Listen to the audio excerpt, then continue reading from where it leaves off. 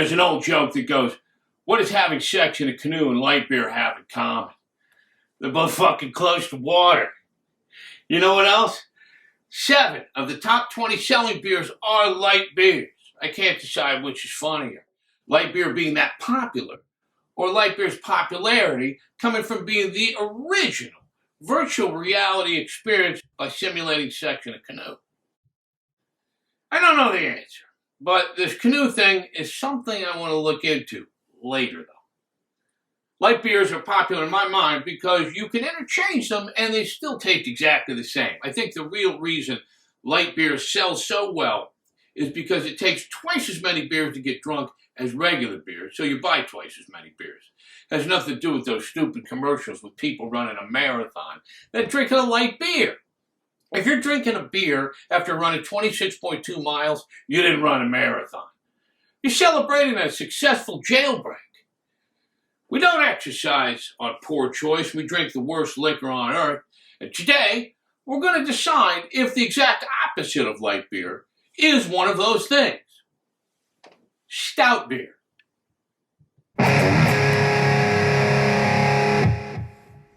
Stout beer comes in a lot of varieties.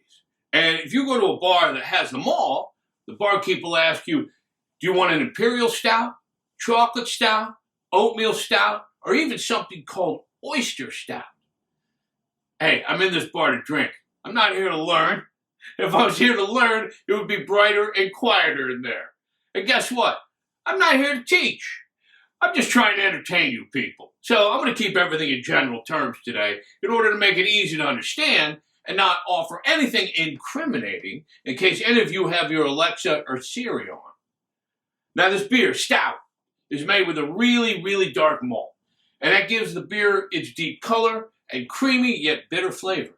It's heavy, but it has more alcohol in it, and that's good because you can't have as many of these as regular beers. You see, light beer was invented in the 1970s when everybody was trying to lose weight, but Stout was invented in the 1600s while England was getting ravaged by disease and people were trying to keep their weight up.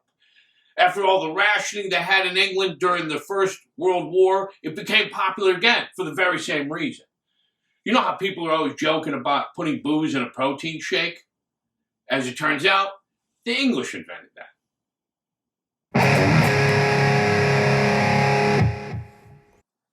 If it doesn't sound like I'm beating up on stout beer, it's because I'm not. I'm more undecided here, and I wanted to give stout proper tasting before I made my mind up. So let's give it a ride.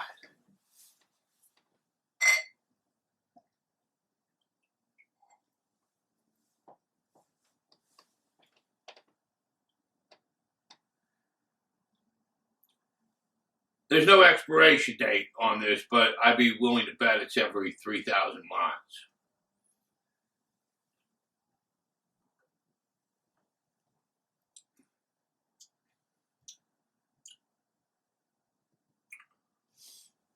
I expected this to taste like an old couch that your neighbors left on the sidewalk, but it's pretty good.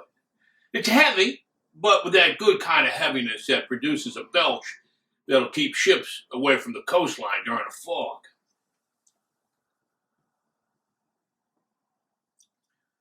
If drinking light beer is like having sex in a canoe, drinking stout is like having an orgy in one. Be careful, though. If you have too many, you're going to sink.